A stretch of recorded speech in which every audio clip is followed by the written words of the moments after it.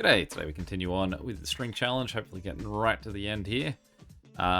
First thing that we will do is we will open up a island. We'll go for the island I think we're most likely to get more than one city on. So even though it's furthest away, we will say welcome to Fiji, or Bula to Fiji. Say we're probably going to get 3 cities. We've got Suva, we should get Nadi maybe over here, unless it declares it too close. And then I assume one more up on there. Majority of Fijians, I believe, live on that. Lots of islands. We can learn about them later. The first thing I want to point out is I didn't save apparently last time, or at least the save I tried didn't take. So not only did we last time get to watch ourselves go through Indonesia before filming this, I got to treat myself to mapping out all of Indonesia again. So if you notice any cities are slightly changed, the money we have is slightly different.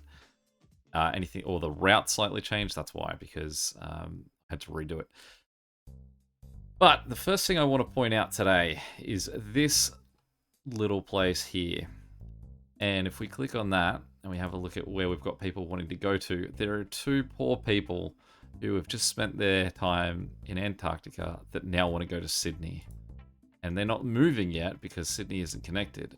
But they are currently staring down all of South America, all of North America, across the top, all of Europe, all of Africa, all of the Middle East, all the subcontinent, all Asia, all Southeast Asia, and then almost the majority of Australia before they're going to get home.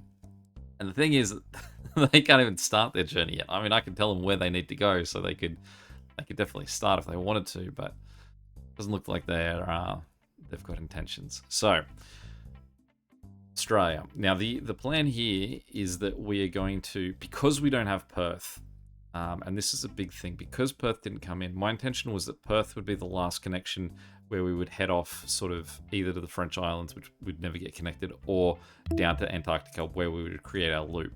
But because we don't have Perth, I'm changing that so that we're actually going to finish in the south of New Zealand as our sort of like the end of the line. Because of that, it means that what we now have to do is run our loop through Australia, go through the Northern Territory up here through our few cities in Western Australia, and then down, and then basically come back out and end up, I guess, with that connection there. And that's sort of our way out. That then Port Moresby can connect down and then go back up. I think that's slightly sort of shorter routes than if we were to go the other way. The question is, do this cross over Port Moresby? They don't. Lovely. So there's our sort of exit strategy right there. Out into Papua New Guinea. So what we now need to do is draw a loop that has Wiper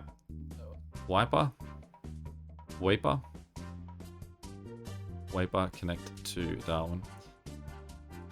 The good thing about a lot of Australian names is that they're very, read them as they're written. So that would be Kununurra. I mean, obviously there's people that crack it at the way that, say, Americans may pronounce some Australian city names like Melbourne. Like they emphasize the vowels a lot more than we would, where we'd say Melbourne. I think as someone who has attempted to pronounce the names of cities all over the world at this point, if you're getting that close, then that's fine. If you're remembering the name of the city that you're in, we'll allow it. I mean, there are obviously some odd ones, like that is just cans. So you could almost just get rid of the I and the R out of that word. It just literally cans, like a can of soda.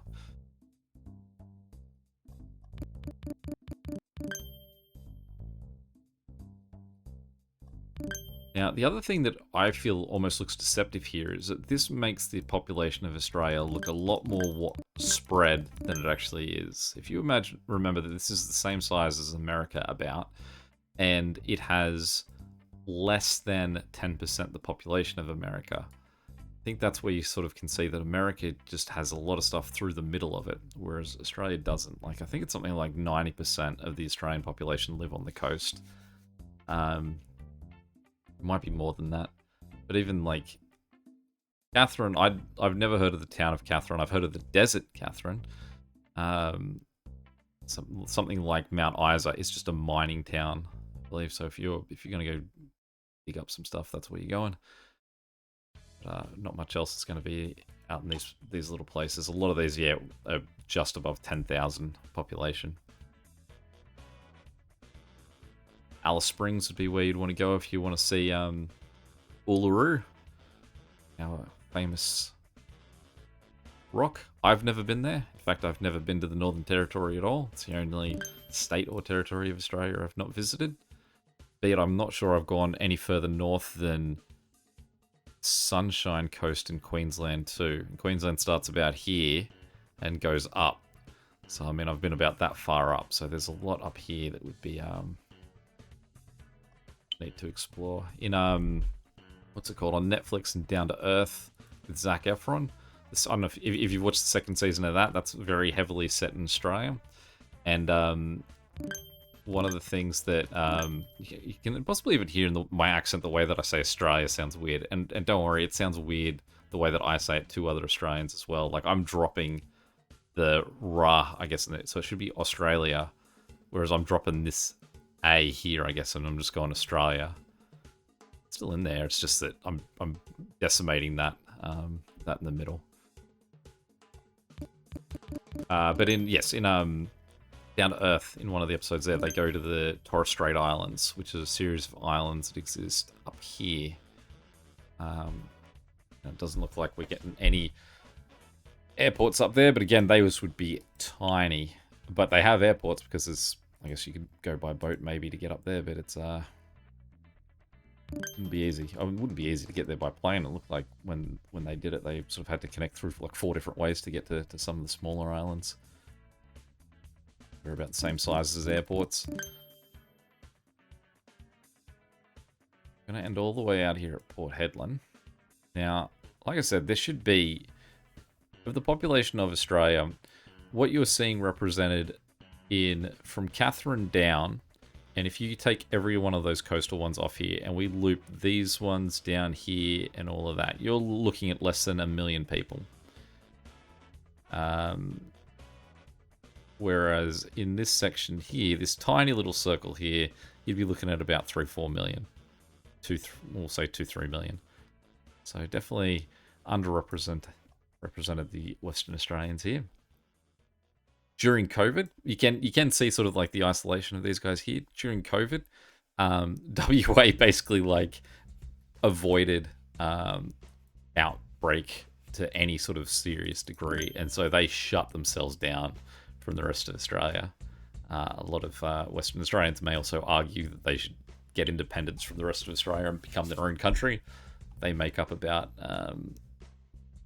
like a third, 40% of the total country.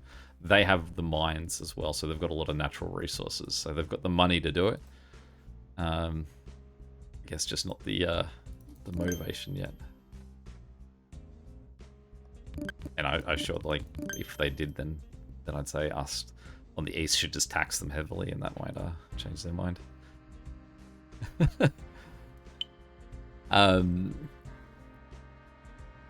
What else have we got? So, Alice Springs, yep. I'd love to drive. I reckon that would be really cool. So living all the way down here, it would be quite a drive to get there, and it would be through a lot of desert and a lot of nothing. But that's what a lot of Australia is. Once you get out about 100 kilometers off the coast, you're looking at nothing but desert, but you will get to see things like kangaroos and emus and everything all wandering about. Camels.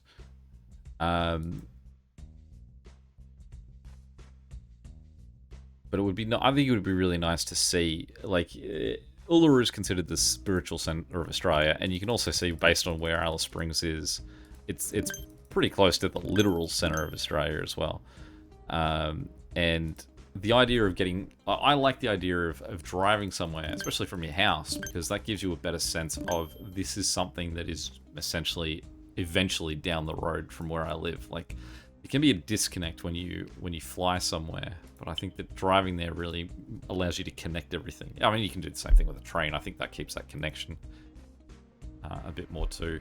But even when I travel, I do like that. I'm not the biggest fan of traveling between places taking a plane if I can avoid it, because I like that sense of connection of everywhere that you've been, that you can sort of get an idea how far away this is by sort of moving on land.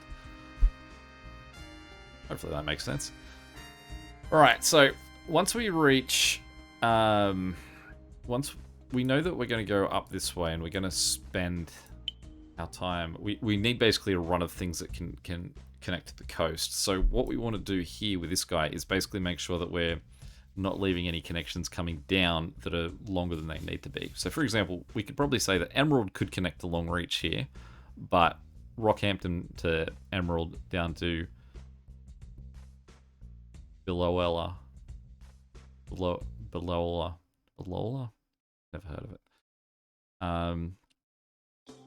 Assume that's a single ol sort of sound. Biloela sounds Australian.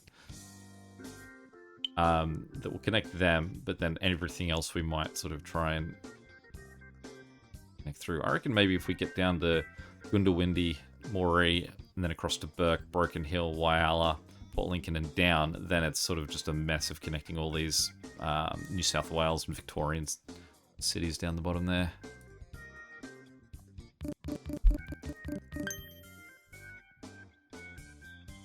If you like the heat, the unbearable non-stop heat, then look no further than places like Cairns and Townsville, and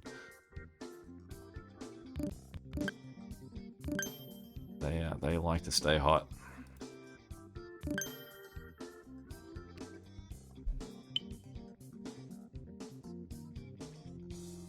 So obviously our new city today, or not new city, new country today is Fiji.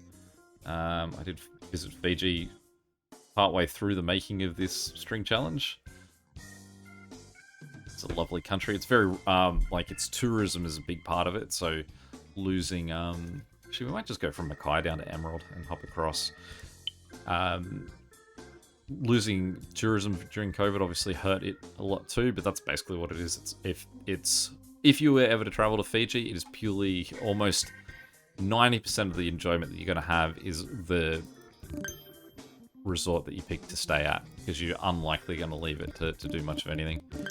Not really a country that is has many like sort of must-see sort of activities.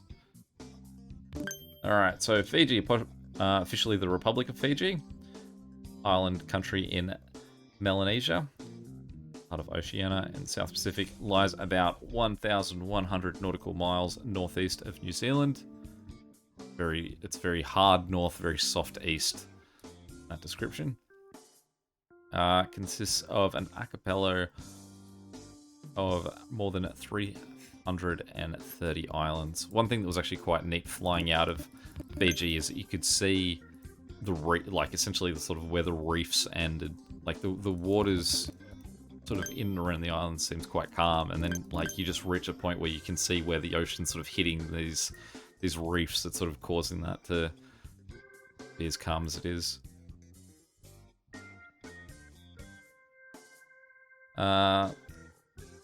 About 87% of the total population of 924,000 Fijians live on the two major islands of Viti Levu and Levu. Sorry, I said Levy, it's a U at the end. Viti Levu and Vaiu Levu. About 3/4 of Fijians live on Viti Levu's coasts, either in the capital of Suva or the urban centers such as Nadi. So that would mean that the southern island here would be Viti Levu, and that one up there would be Vanu Levu.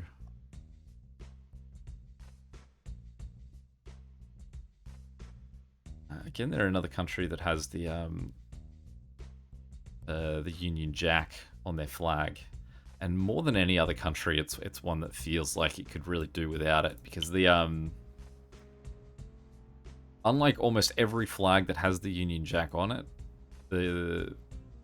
it's a different coloured blue. Say Australia, New Zealand, we have like the same dark blue that is the Union Jack is basically what we've used on the rest of our flag, whereas Fiji has used a significantly lighter blue, and so the Union Jack looks really out of place on there. The more I do this series, the more anti-monarchy I realize I am.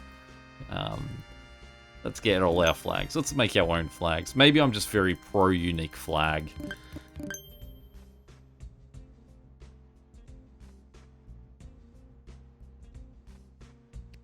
Pro to the idea that your flag represents you as a country and not someone else that you're indebted to or controlled by or whatever it is.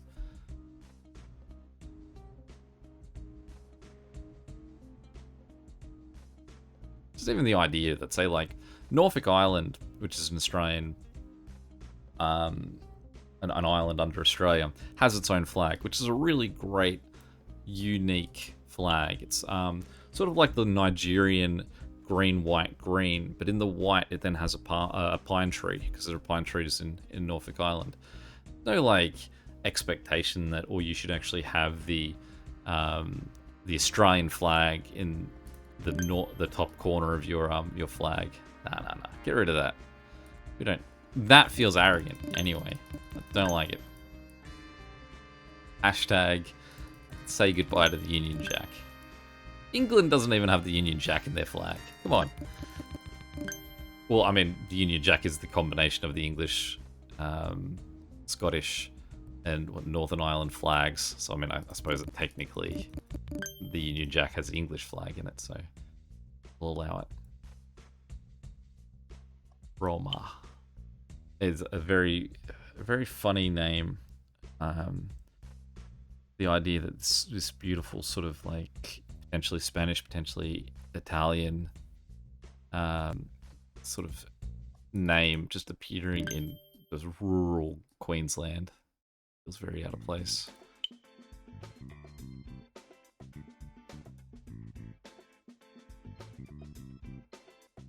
I wonder if it's good and windy in Good and Windy.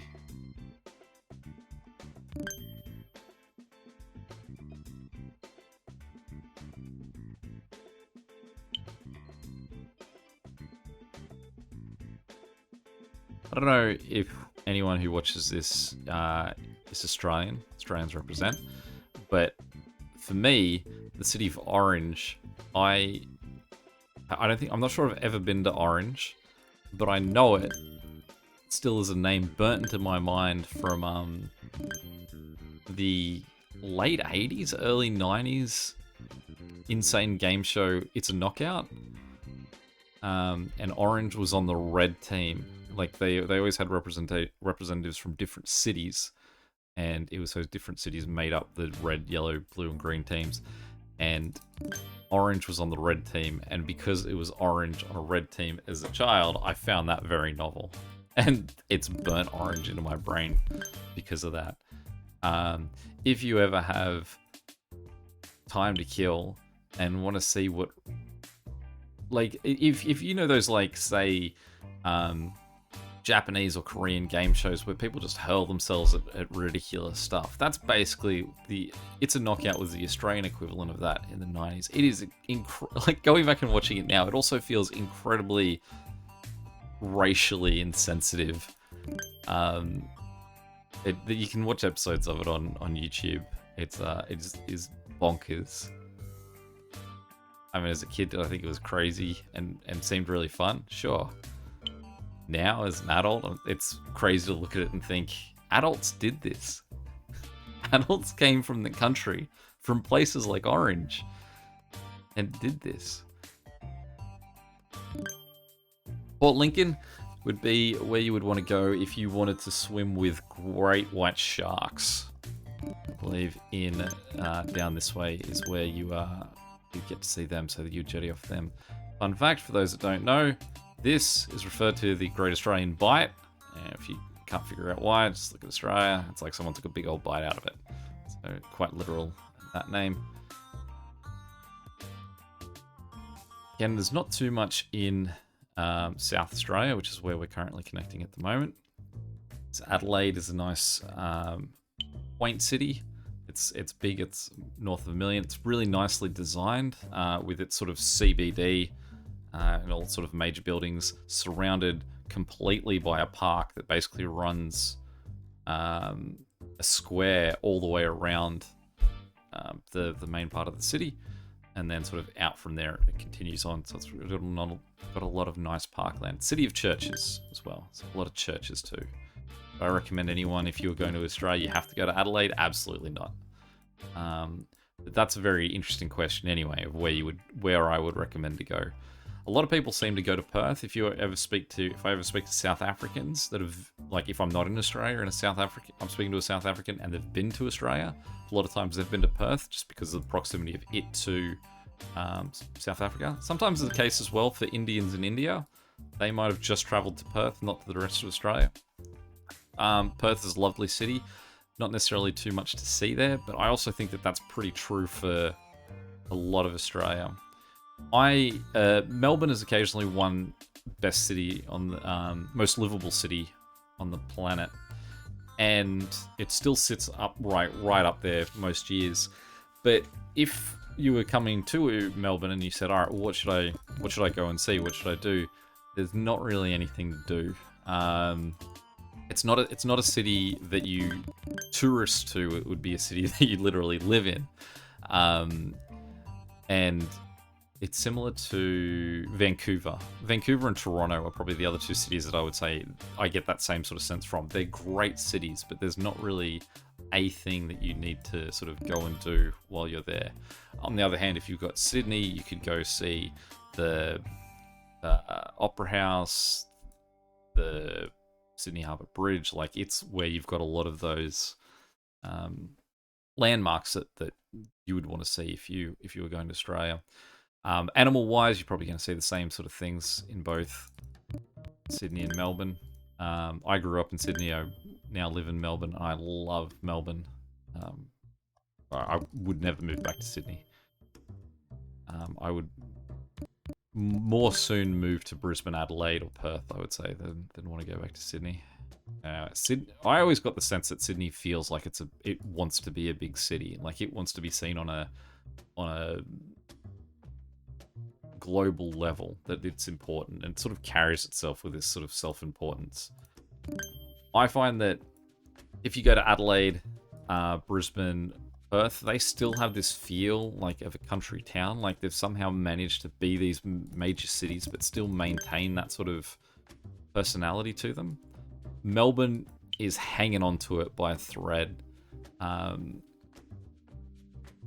also claims to be it loves its sport, so there's a lot of sport going on in Melbourne. Obviously, the Australian Open takes place there. Maybe that's the one thing that you'd do. You'd go to this if you want to go see tennis. That's when you'd visit it's far south. Only other thing of significance, when I've tried to think of things to do Melbourne, if you've ever heard of Ned Kelly, that's where you can go and see like his suit of armor, where he was put in jail, where he was hung. There's a movie with Heath Ledger where he played Ned Kelly. There's a movie with Mick Jagger where he played Ned Kelly. Ever seen them?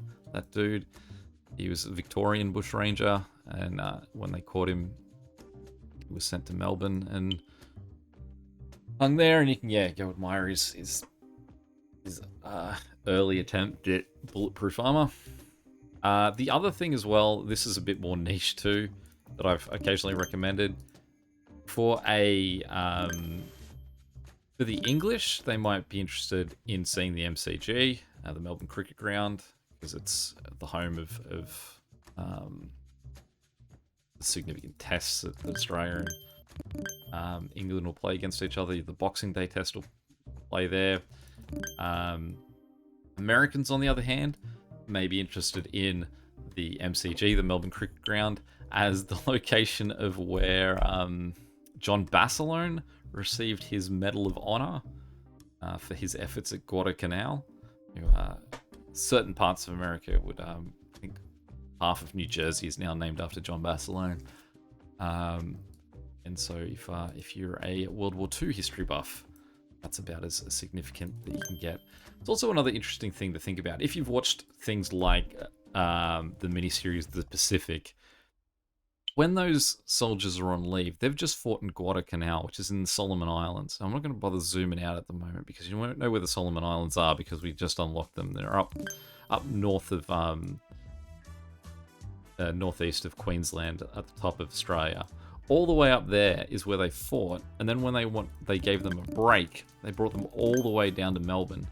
Like, I will zoom out because it's crazy. Like, there's all of this that you could go to, and they were going from up here all the way down to Melbourne to have their R&R.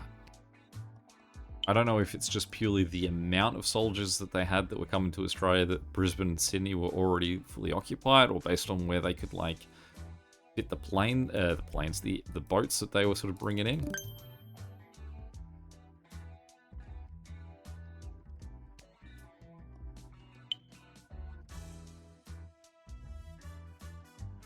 Alright, we are now back in New South Wales. Boom is definitely in New South Wales. Albury's on the border. So it's Albury-Wodonga. So obviously we're not going to get Wodonga because they're basically right on top of each other because one's one side of the border, the other's the other side.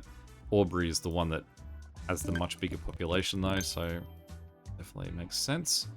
And we can skip into our capital city of Canberra. So now we're out of New South Wales briefly, because while Canberra at one stage assumingly was part of New South Wales, once Melbourne and Sydney finished arguing and decided just to build the capital city halfway in between, and they elected Canberra to be it, Canberra moved into its own little territory, similar to like how Washington's in DC. Canberra is in the Australian Capital Territory, better known as the ACT. Griffith. Nothing going on there. Let's see where it is. It's middle of west nowhere.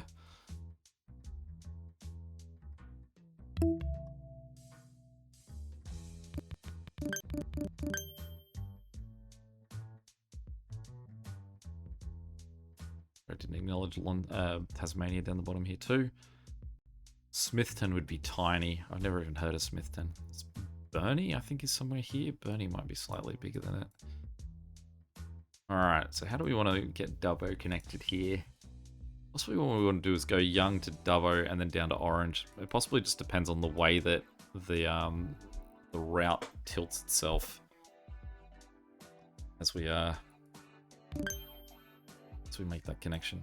The exciting thing though is that if we manage to get through all of Australia today, or at least the majority of it, which we're looking like we're on track to do, we've got a chance to finish this in one more video.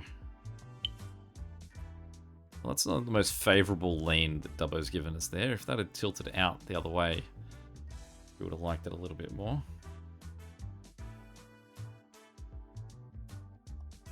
But we'll take it as it lies.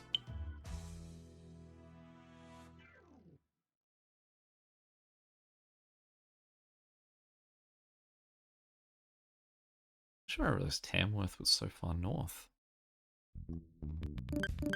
Dubbo, home to it's the Western Plains Zoo.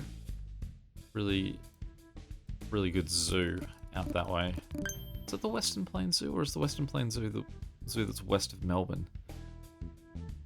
It's been a long time since I've been to Dubbo Zoo. That was family trips as a child. We went out here. This is the sort of video that I make where I feel I'm going to get updates from my mother, where she'll let me know if I have been to Orange. She'll let me know what the name of Dubbo Zoo is.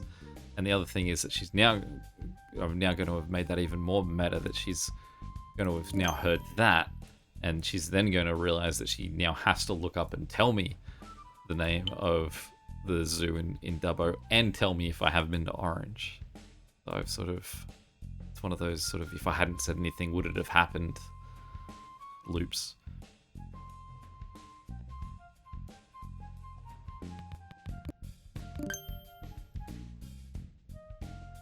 was going to say Griffith's home of the observatory, and I thought, no, that's Parks. Griffith's Observatory is in LA.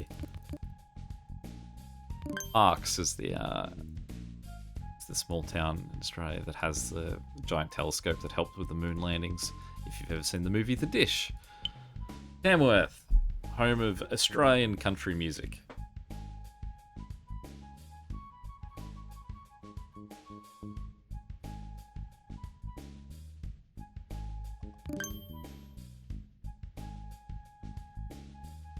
I feel like I didn't realize Newcastle was so far south. Maybe that's why I'm surprised that Tamworth's so far north. I think Newcastle's the thing that seems out of place for me.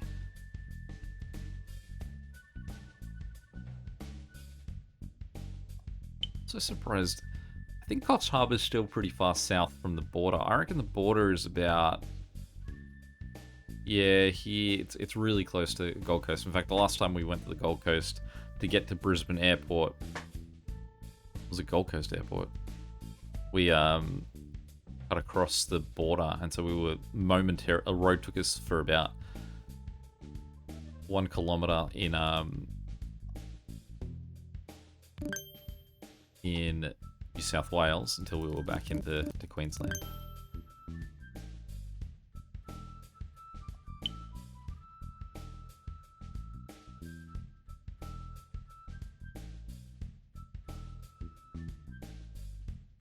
So close.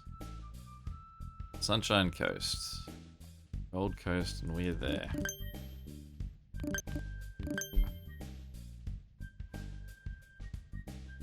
As I'm sort of working through, it's quite nice the way that this sort of loop works, and that I keep sort of being able to look back and go like, oh, I noticed that plane's not upgraded, or that plane there. Sort of I get to audit myself as I continue on.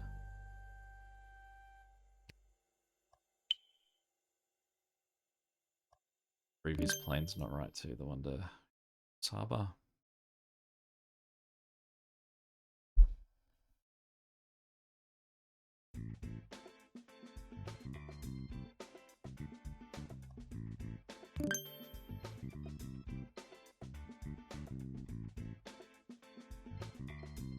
In fact, if you were coming to Australia and really wanted to experience what you sort of properly see as Australia, of like the outback, and I would recommend the one place I haven't been, the Northern Territory. Like in the north, you've got sort of Arnhem Land and Darwin, and so you can go and see like thousands of year-old cave paintings, and go see the really big crocodiles. If you're a fisherman, apparently fishing up in those waters is quite nice as well.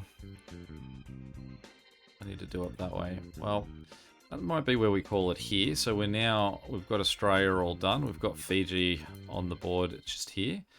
And now, as well, monumentally, we go back to our honeymooning couple. Be able to see that they are now gone. So even if they successfully made the entire journey, my money would be on that they won't make it to Sydney before this series ends. It's really disappointing that I can't track them in any way, but oh well, is what it is. Any questions or comments, feel free to chuck them below. Next time, obviously, we're going to get to Vanuatu and hopefully New Caledonia and all the way down to New Zealand. Yeah, until next time, catch you later.